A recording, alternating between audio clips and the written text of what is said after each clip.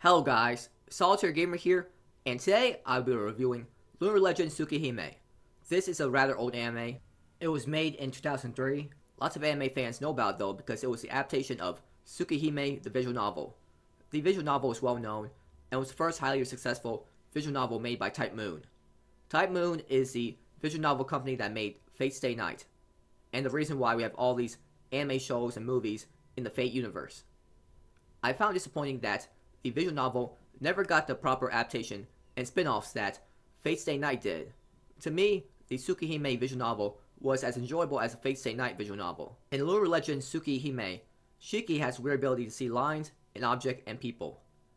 When he strikes those lines with a knife, he breaks that object or person. He has the ability to destroy anything. He got this power after getting into a certain accident as a kid.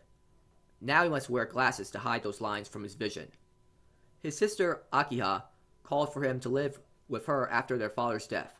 Soon afterwards, he meets a mysterious girl who, when he first sees, he has an urge to kill her. So he did, by cutting through her lines. Shiki thinks it's a dream at first, but soon he learns that the girl he killed is back alive, and she tells him that she is a vampire. She is currently hunting other vampires right now, and wants Shiki's help in eliminating the vampires since he was the one who killed her and significantly wounded her. Even after she regenerated, she was still in pain. Shiki agrees, and together they seek vampires to destroy in the town. I really like the visual novel and the anime because of 3 reasons. I love vampires, Arcway was so hot and enjoyable to watch, and the romantic development between Arcway and Shiki was wonderfully done. I was always fascinated by vampires because they were the coolest type of monsters to me. I like them more than ghosts, werewolves, and zombies. They are such intelligent creatures and so terrifying as well. They can turn anyone into their servants. This anime went into detail about the different types of vampires, and was interesting seeing their main abilities. Some vampires could summon creatures, while other vampires could control humans. The fights were so enjoyable to watch, as it wasn't just as simple as Shiki simply cutting a line on a vampire. He had to analyze their movements, counter their attacks, and find a weak spot in their defense. Shiki was an amazing strategist. I'm glad the fights had actual strategy in it, and not just a main character walking blindly into a fight. The animation during fights was mostly okay, but sometimes there is a scene where the animation is really bad. There was an awkward scene where a villain said a line, and then just stood there, not saying anything for several seconds. Arcway looks so hot in this anime with her blonde hair and pretty face. I really like her because she's so carefree, kind, and she really loves being around Shiki. She's everything I like in an anime girl, and she's by far my favorite vampire in anime. Every time she was in a scene, she made the show that much better. For only a 12-episode anime show, this show was able to properly show the romantic development between Arcway and Shiki. In the beginning, Shiki did not like being around Arcway. He even told her he didn't want to hang out with her because it would come off as dating. But at the end of the show, he wanted to be around her and deeply loved her.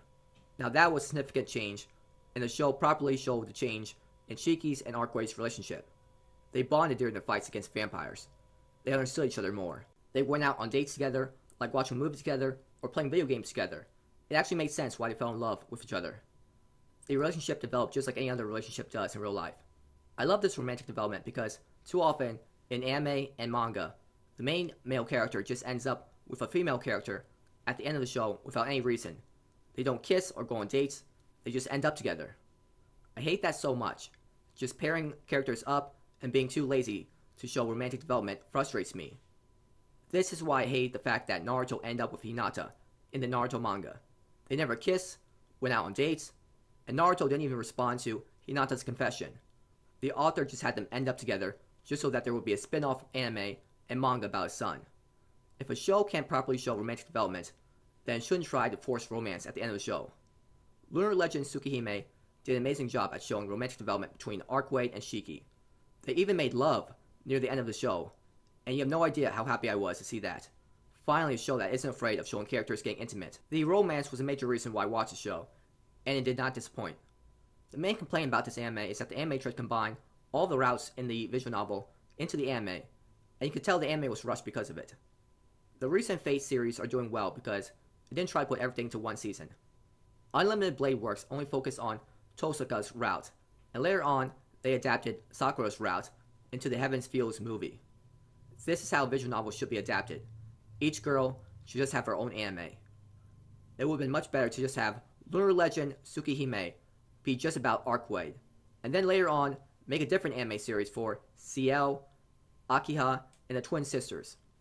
By combining all the routes together, the anime made it confusing to understand what exactly happened to the other girls. We see Akiha transform with red hair, but is she a vampire? What exactly is she? We will never know because the show cut out important information about it. It only briefly talked about Akiha's past. Not only that, but the other girls got way too much screen time, and as a result, a lot of content in Arcway's route was cut out. The anime kept adding content that was not related to Arcway, and it just confuses you as a viewer. Despite the major flaw in this anime, I still enjoy it for the most part. Despite the cutout content from Arcway's route, and the unnecessary content from the other girls' routes, I was still able to understand the major plot points of this anime. I'm amazed by this because this show fit 3 major routes into a 12-episode season. Even without reading the visual novel, viewers should still understand the major plot points of CL's, Arcway's, and Akiha's route. This anime properly explained where Shiki's powers came from, his family's past, including Akiha's secret, CL's past, Arcway's past, and the background information regarding Roa, the main villain of this anime. Pretty impressive for just a 12-episode anime series. This is why I can't just call a show trash, because the anime made the secrets to the mysteries in this anime easy to understand. The only things I really missed out on were the darkness within Akiha and the twin sisters' past. I've seen much worse from other visual novel adaptations. Take for example Grisaya's first season. That adaptation skipped out on so much of the girls' routes. The opening and ending to Lunar Legend Tsukihime weren't that good, and I just skipped them. The music during the episodes was great, especially during the fight scenes. The animation style was really hard to look at sometimes. It just looked so old, but it was made in 2003 after all. The animation was okay for the most part, but there were noticeable animation errors during the fights, and the characters' movements just looked stiff at times. This is a good anime to watch, especially if you're a big fan of content made by Type Moon. This show had cool vampires, entertaining fights, and the hottest vampire girl to me. Despite the major flaw in combining 3 routes together, the show was still easy to understand as an anime-only watcher, and there really weren't any major mysteries left unsolved. To be honest, I find Arcway much hotter and entertaining than Akiha's. The anime showed us Arcway's past, her struggles in life, and her growing feelings for Shiki. That's all I really wanted for this anime adaptation. It skipped out on some content in her route, but nothing too major. I give this anime a 7 out of 10. I would have given it a 8 out of 10 if it didn't try to fit in unnecessary content about the other girls in this show. So that's all I want to talk about for today. Thank you for watching this video. Have a great day or night wherever you are, and please like and subscribe if you enjoyed the video, and please comment if you found anything interesting in the video.